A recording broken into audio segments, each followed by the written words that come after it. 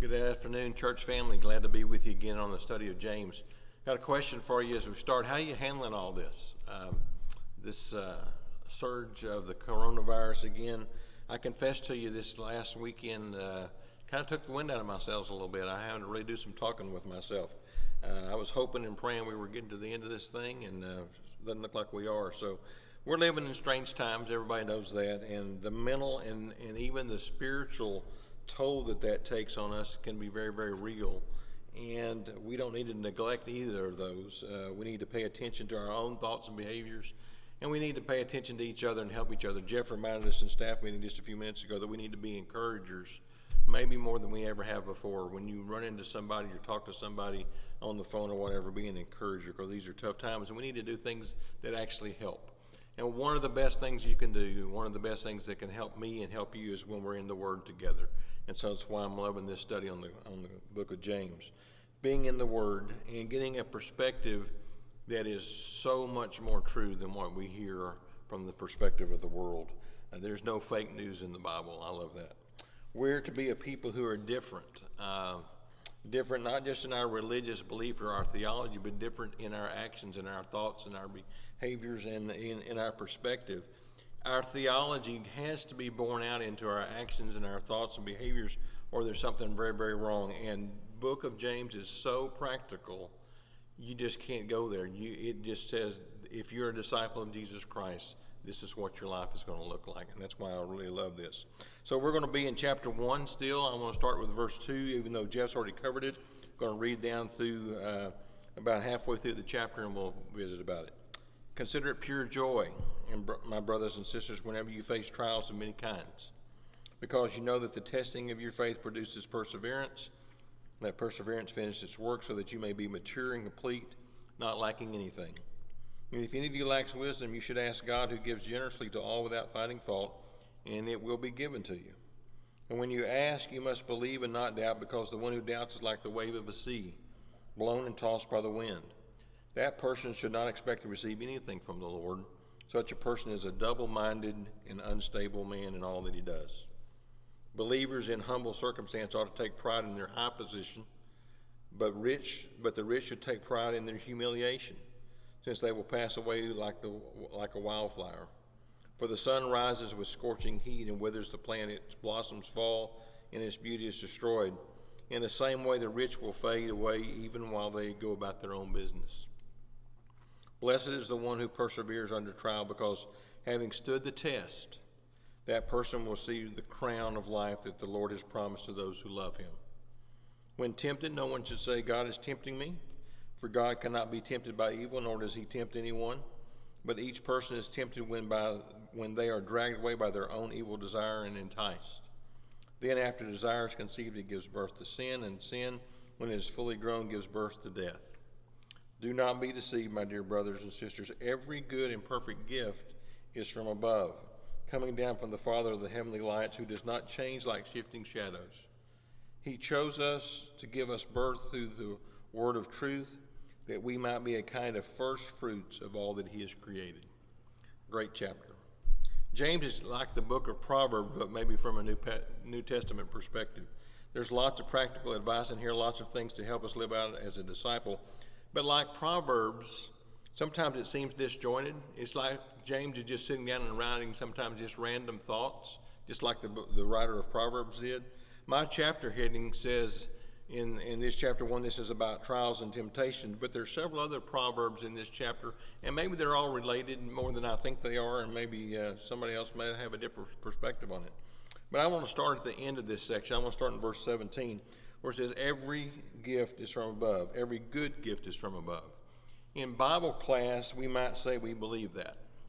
It's our Sunday school answer. But in real life, sometimes we forget that. God's presence in this world brings about incredible good. Just his presence.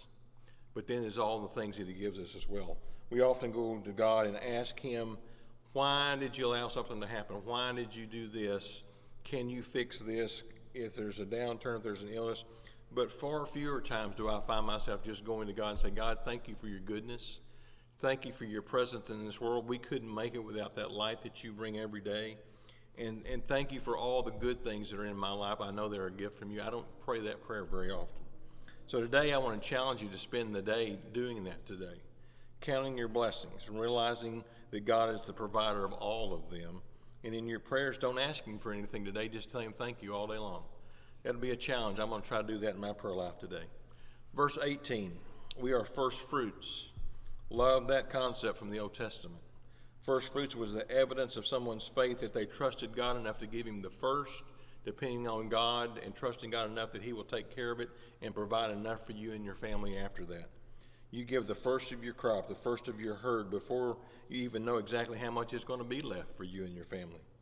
First fruits is an expression of trust and faith in God to provide even before you know what the outcome is going to be like. And James says we are to be first fruits. That's who we are. We are to be that offering. We are to be that evidence to other people that we trust God that much. And one of the best places to do that in this chapter here is when we're in these valleys and trials and testings. We've already looked at some of those ideas out of Jeff's lesson in verses 2 through 4, that there's benefit in these trials and testings. This may be too simple, but somebody explained this to me one time. Trials and testings are external things that happen to us in life. Either somebody does them to us or they're things that happen to us.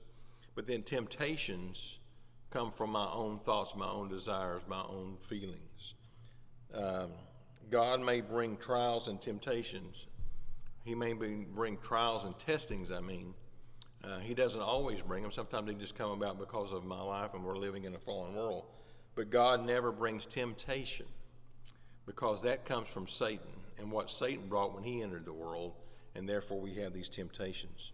In my last lesson, I found that what we should first do in these trials and testings is go to God and ask for wisdom, that James talks about.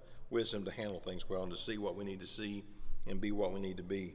And that's how we get our minds to be in sync with God, and that we can live out this first fruit type of life. The way I handle my trials and testings is one of the chief ways that I witness to the world my faith in God. I'm going to repeat that. The way that I handle my trials and testing is one of the chief ways that I witness my faith and trust in God. I love verse 12 here. It says, "Blessed is the man who remains steadfast." Jeff talked about that the other day. "Under trial, for when he has stood the test, he will receive the crown of life which God has promised." There's purposes and there's reasons for our testing and trials. They help us learn to persevere. They help us set our priorities. There are lessons that you only learn in adversity. Somebody calls that the school of hard knocks. One of the chief lessons is that this world is not my home, and there's a better place coming, that crown of life that will be rewarded later on.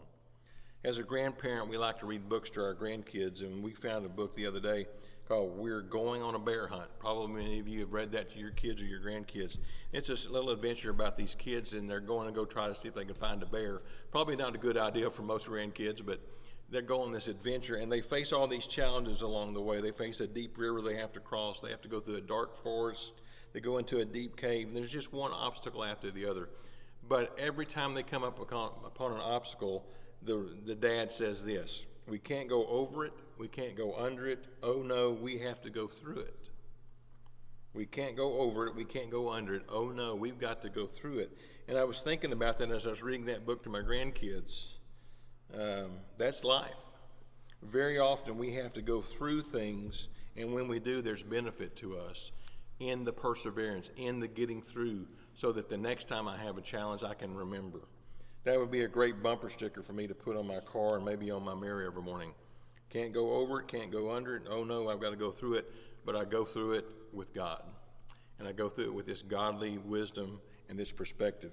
Scripture tells us we shouldn't be surprised by trials and testings. As a matter of fact, Peter says to expect it. And if we go back to the times when this is written, they say that there's trials and testings that become because I'm a Christian. I haven't faced that yet. There are trials and testings just because I'm a Christian, not because of all the other junk of the world.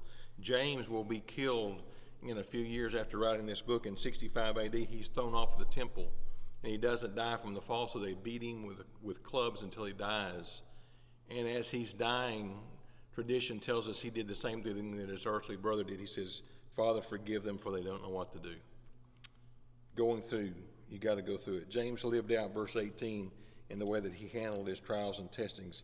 He showed a first fruit type of life, a life of trusting God, not knowing what's going to happen in this life, but trusting God that he will handle things in our struggles, in our testing, and give us exactly what we need.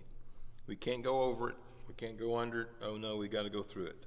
And James lived out that statement, because when he went through all these things, there was benefit. There was faith, there were lessons learned, there was perseverance, and he learned to trust. And we need to do the same thing as we go through these trials and testings. God bless you in your studies.